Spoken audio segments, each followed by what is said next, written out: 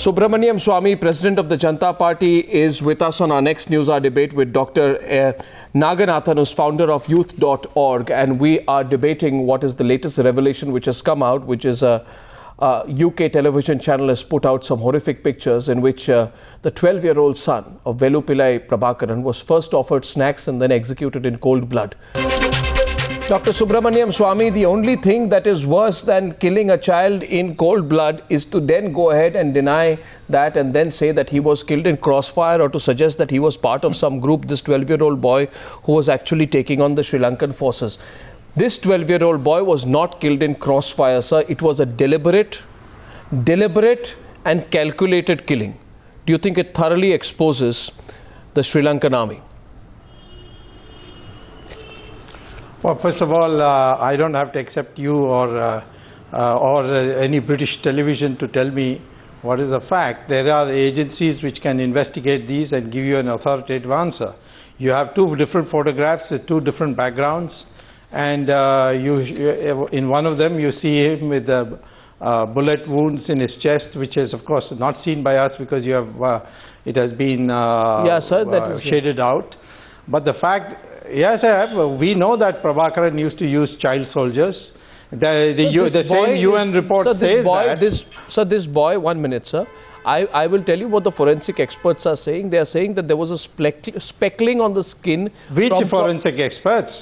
Sir, forensic pathologists, sir, who have seen these pictures. I can quote the pathologist to you if you allow me. I have not come across this. Sir, let me tell you. Yes, I will allow you, but the fact, you please identify them. Allow me 1 minute, sir. It says that this is propellant shooting when the distance of the muzzle of the weapon to this boy's chest is from a distance to 2 to 3 feet or less, which means that he could have reached out, hit his hand and touched the gun that shot him. In simple parlance, sir, this is called point-blank shooting. This is point-blank shooting, Dr. Subramaniam Swamy. Forensic experts. I'm sorry that you can't go on asserting. You tell me the name of the forensic experts. The name of the forensic expert. The Give name it to the UN. James Founder. 1 minute, okay. Dr. Elida Naganathan is actually coming, and I can tell you the name of the forensic expert. His name is Professor Derek Pounder, if I'm not mistaken. Yes, Dr. Naganathan? Well, I don't know. I've never heard of him. I have forensic experts in India. You could have asked them. This is one incident, Arnav, we are talking about. Imagine the UN panel report gave 40,000 people have been massacred during the last stages of war. The UN panel report gave that. Now, in order to conduct an investigation, all we express is an independent international war crime investigations monitored by UN. Why the Sri Lankan government is not allowing it? So if Dr. Subramaniam Swamy wants a neutral probe, why not we allow UN to conduct the international independent war crime investigations in Sri Lanka?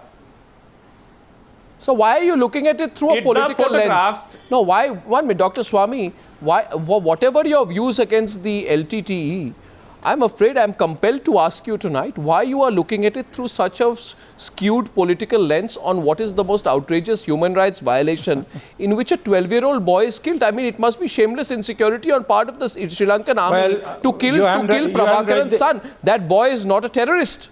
He's not, he is sitting there simply helplessly having a biscuit or something, and then you have pictures with 5 shots to his head, to his chest, all from point blank range. Why are you looking at this through a political prism? Listen, don't give me this sob story.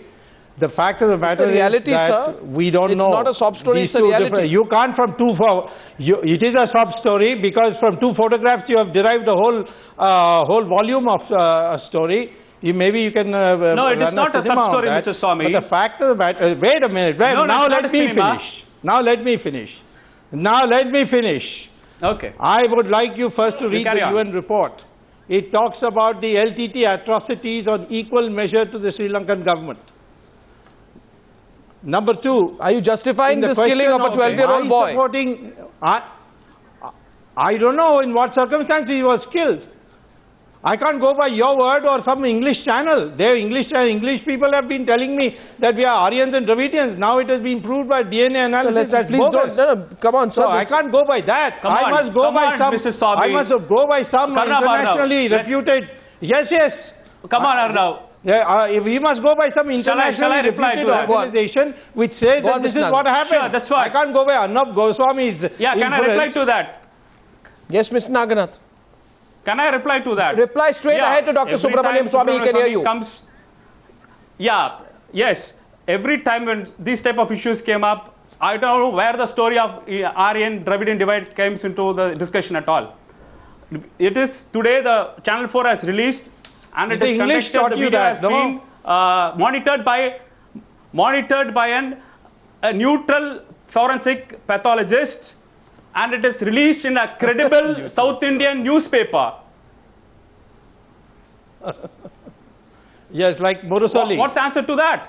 In June 2010, President Rajapaksa Subramaniam Swami insisted that his soldiers did not kill a single civilian. Now, is Velupillai Prabhakaran's son a civilian or a soldier? 1 minute. Who is? Now, wait a minute. One minute. One more quote. When did I say that Sri Lankan soldiers never killed a single civilian?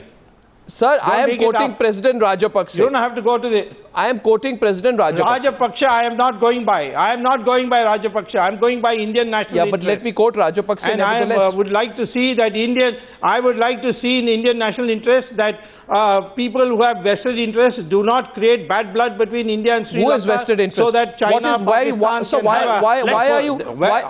Dr. Subramaniam Swami, why are you looking at it? Why can't you look at it as a human rights violation?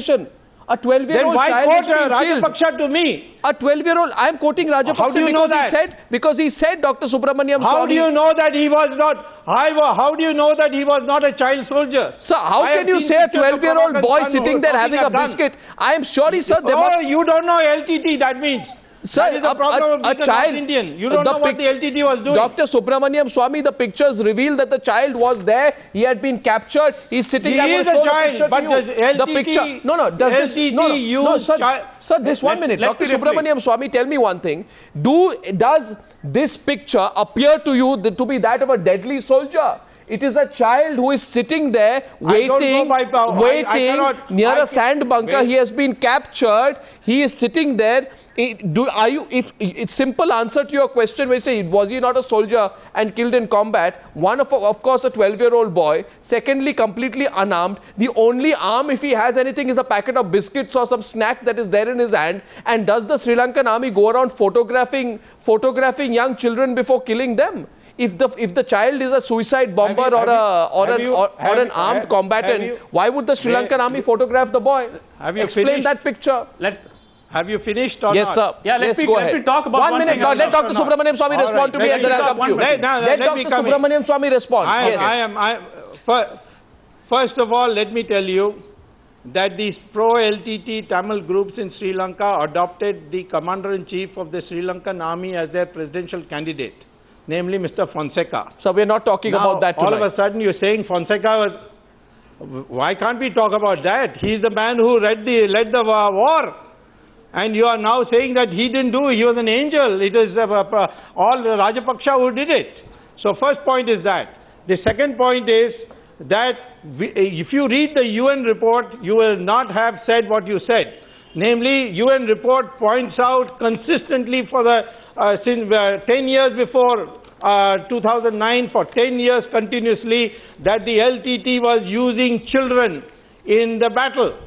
Child soldiers. They have condemned the LTT many times, even the latest report. So how do you know that he was not being used as a child soldier? Dr. Naganathan is responding to you. Yeah, so be it. Let it be. Okay, LTT has done war crimes. Let it be it. Why the Sri Lankan government is not allowing an international independent war crime investigations monitored by UN? Second point, you talked about the interest of India. It is the Chinese government, it is the Pakistani government. There are a large number of countries. The UN vote only passed muster by a few. Why don't the Americans agree to human rights investigations of the drone attack in Pakistan? Or why doesn't the United Nations agree to Hiroshima and Nagasaki? where innocent civilians were killed. What are you talking about? Sir, it's a 1 minute. But Subramanian Swami, the UN. Well, let me complete, Arnab. Let me complete. So the UNHRC resolution was bought by. It was supported by 24 countries, and the vote against was only 16 countries. 24 countries supported a resolution against Sri Lanka. Yes. So 24 is more than 16. How many people it's not supported? only few countries as you mentioned. Yes, that's what I'm saying. So Sri Lanka is not alone. It has got a large number of countries supporting it. So why does it don't not say why does Sri Lanka why does it not open itself for an independent inquiry?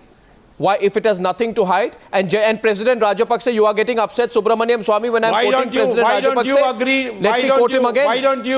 Why don't you agree to an independent inquiry in what's happening in Kashmir, Nagaland, Manipur?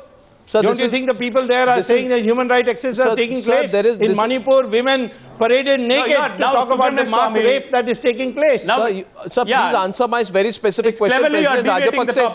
President Rajapaksa said, and I quote him, and you're getting upset when I quote him, he said, our troops carried a gun in one hand and a copy of the Human Rights Charter. He's no Bible to me. No, sure, but he said the following. He said, our troops carried a gun in one hand and a copy of the Human Rights Charter in the other.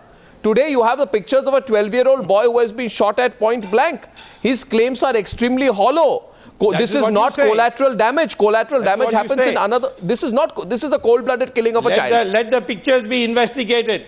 Let the pictures have already been investigated. Pictures during IPKF. Listen, I have seen many such pictures. I have seen many such pictures in the IPKF also, where they allege that mass rape took place, we killed children. All this, we have heard all this. The LTTE is very adept at this kind of propaganda. After all, they got so much drug money to burn. Now, Arnab, let me intervene. Go on. 2009, LTTE has been eliminated. From 2009 to 2012, 3 years have been passed. Still, Sri Lanka is in the rehabilitation process. Subramanian talk about the Indian interest. What did Indians got back from Rajapaksa? He promised 13th amendment. Then he promised 13th plus amendment. Then he told that he will implement the India-Lanka record. Everything is put into dustbin because Rajapaksa recently said no autonomy can be given. No federal solutions can be given to Sri Lanka. Even Subramanian Swami also quoted in one of the interviews saying that if the Sri Lanka is not looking into legitimate rights of Tamils, again one more war will develop, if I'm right. So I would say that our diplomatism has been completely failed in Sri Lanka. No. I remember that. That's what I'm asking. Forget about all this, what happened in 2009. Why should we forget? Why should we forget about Subramaniam Swami, I'll tell you why should we forget? I should tell you once again, and you will tell me that why are you recounting that the professor who has actually investigated the picture says that after the bullet fell, the boy fell backwards and was then shot 4 more times.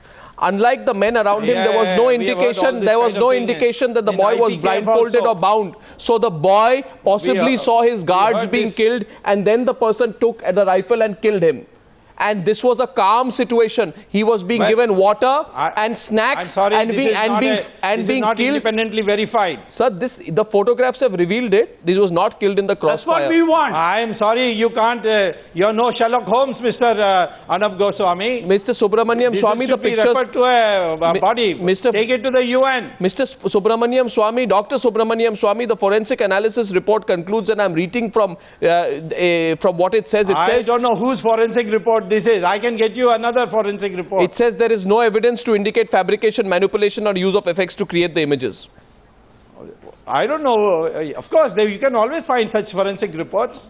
For money, you can get any such report. So why? I'm going on. I think that's why you are looking at it politically. You are looking at it politically. I am not looking at it politically. A 12-year-old child's killing cannot be looked at through a political lens, with all respect, Dr. Swami.